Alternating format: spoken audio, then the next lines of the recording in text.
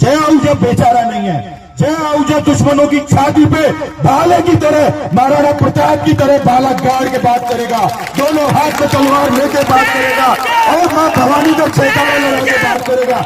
इन लोगों को सबक सिखा करके, इनको इनकी जगह दिखा करके मानेंगे।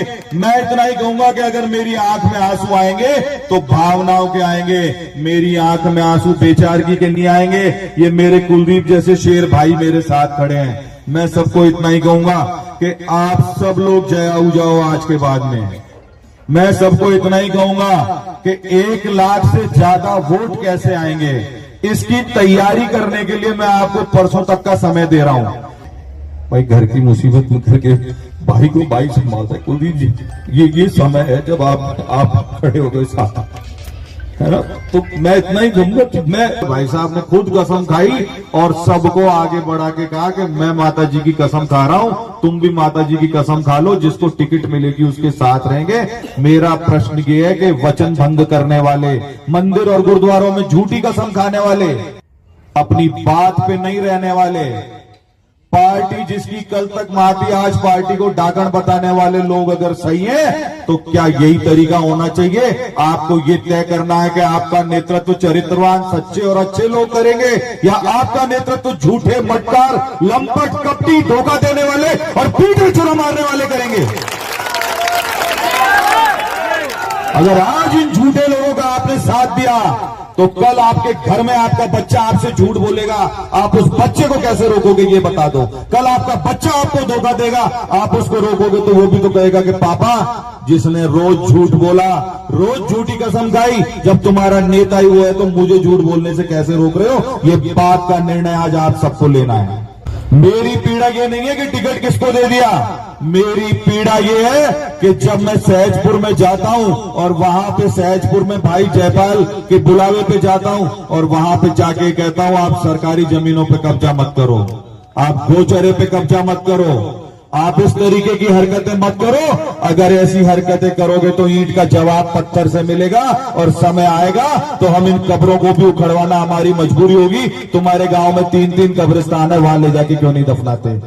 लेकिन नहीं, 2 घंटे बाद ही अगला पहुंच के कहता है कि बाहर से आगे लोग भाईचारा खराब करते हैं। अरे क्या हम अमेरिका से आए भाई?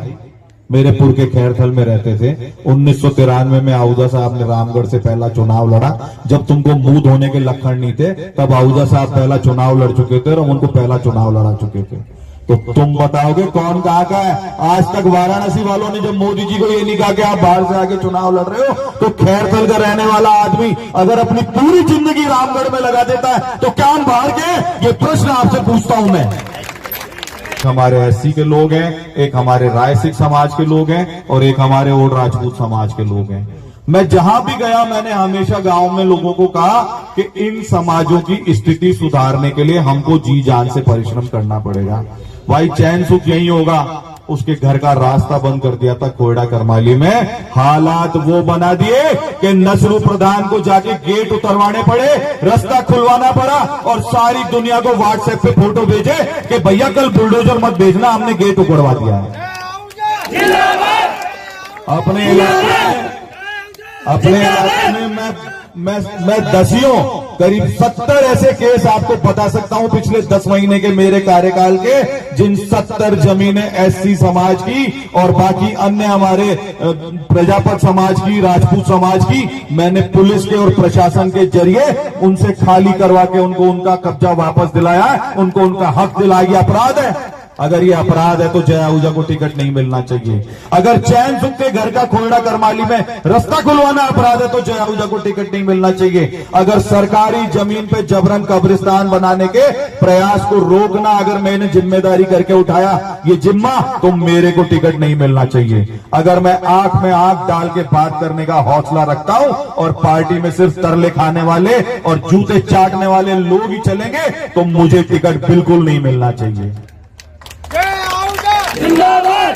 अब जिंदाबाद। एक भाई हमारे कह रहे थे कि मेरे दोनों बच्चे गुम हो गए थे। मैं उनको यही कहना चाहूंगा, मेरी भी तो बेटी है, मेरा भी तो बेटा है, चाहे हिंदू हो चाहे मुसलमान हो। मैं फिर कह रहा हूं, मैं कोई मेवों के व्यक्तिगत खिलाफ नहीं हूं। आज हमारे बिल्ला भैया बैठे हैं यहाँ पे, कैमासा में हमारे बूथ अध्यक्ष होते हैं, पूरा गांव इनके पीछे पड़ा रहता है। दूसरा, किसी के झगड़े में मर्डर हो गया, इनका नाम नामजद कर दिया। जो आदमी भारतीय जनता पार्टी और जय आहूजा और ज्ञानदेव आहूजा का झंडा लेके वहां बैठता था, इस आदमी की भी मैं सिफारिश करूंगा और इस आदमी की भी सुरक्षा करूंगा, क्योंकि निष्ठाओं की परीक्षा रोज नहीं ली जाती है। इनको खूब पता है हम हिंदुत्व के लिए डट के खड़े हैं, लेकिन कोई भी गरीब आदमी मेरे घर आ जाएगा तो वो यहां से खाली हाथ नहीं जाएगा। ये मैं आपको सबके बीच में वचन देता हूं। आप लोगों ने सबने खूब आजमाया, किसी भी गरीब आदमी को मैंने पीठ नहीं दिखाई। किसी भी गरीब के साथ अन्याय हुआ, चाहे उसका कोई भी जाति धर्म हो, उस गरीब की मैंने मदद करने की कोशिश की है। लेकिन मैं मेरे समाज के लोगों को भी खुली खुली बात कह देता हूं, भैया दलितों को मत दबाओ, दबाओगे तो जूझ बजेंगे। आप अपने बच्चे पालो, आपके बच्चों की भी नौकरी लगे, इसकी भी हम जिम्मेदारी उठाएंगे। आपके बच्चे भी खेले कूदे आगे बढ़े, इसके लिए भी हम तैयार हैं। लेकिन आप नाजायज अत्याचार में अगर किसी के साथ खड़े हो जाओगे तो बिना आमने सामने हो जाएंगे, लठ बजाने की नौबत आएगी तो लठ 100% बजेंगे। हमारा आपसे कोई विरोध नहीं है, लेकिन आप अपने यहाँ जो भी अल्पसंख्यक समाज रह गए, एससी, प्रजापत, हमारे राय सिख हैं, कहीं पे कहीं हमारे ओड राजपूत हैं, इनके साथ अगर कोई अत्याचार करेगा गरीब गुरबे के साथ में, तो जय आहूजा के होते हुए वो अत्याचार कभी भी नहीं होने दिया जाएगा। पार्टियां आती जाती रहेंगी, टिकट आते जाते रहेंगे, पर आपकी गर्दन हम ऐसे आदमी के हाथ में नहीं जाने देंगे जो जुबेर खान के पैसे से चुनाव लड़ा, जो वैचारिक रूप से पूरी तरह कॉम्प्रोमाइज है, जिसकी विचारधारा सीधे सीधे उनकी गोद में बैठ के चलती है। ऐसे आदमी को आप निरीह गरीब गुरबों की, हमारे एससी के लोगों की, हमारे प्रजापतों की, हमारे और राजपूतों की, हमारे गरीब राय सिखों की गर्दन ऐसे कपटियों के हाथ में चली जाए तो भैया एक बात बताओ, जब कांग्रेस का राज होगा, जब भी तुम्हारे पे अत्याचार होंगे और बीजेपी में ऐसे आदमी को कमान दे दी जाएगी, जब भी तुम्हारे पे अत्याचार होंगे, एक बात बताओ, ये लड़ाई लड़ेगा तो कौन लड़ेगा? ये सबसे बड़ी ताकत है। कोई मेरे पिछले 7 जन्मों के कर्म होंगे कि मेरे को ऐसी देवी स्वरूपा पत्नी मिली है। अच्छे में बुरे में जीवन के हर मोड़ पर 25 साल हो जाएंगे इस साल हमको 9 दिसंबर को, ये मेरे साथ खड़ी रही है।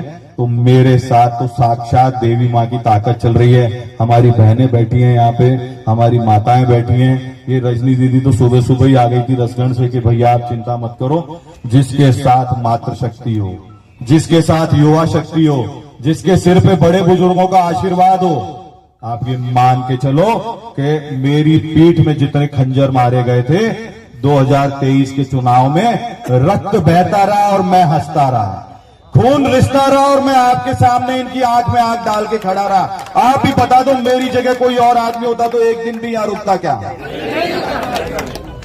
मैंने किसी से शिकायत नहीं की, मैंने किसी को गलत नहीं बोला, मैंने किसी को ये नहीं कहा कि तुमने मुझे वोट नहीं दिए, क्योंकि एक सुनियोजित प्रोपेगेंडा हमारे खिलाफ फैलाया गया था कि ये तो 24 घंटे बाद यहां मिलेगा नहीं। लेकिन जो ये कह रहे थे वो 24 घंटे भी किसी को नहीं मिले, और मैं 24 घंटे तुमको मिला कि नहीं मिला बताओ?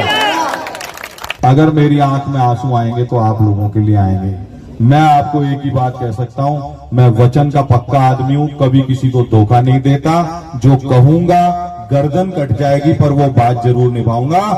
हमने आज तक भी अपने वचनों का पालन करने का प्रयास किया है। आप सब लोगों से मैं इतना ही कहना चाहूंगा कि आप सब लोग छोटी सी सूचना पे इतनी बड़ी संख्या में यहाँ पधारे हैं, इसके लिए मैं दोबारा दोनों हाथ जोड़ के आप सबका धन्यवाद देता हूं।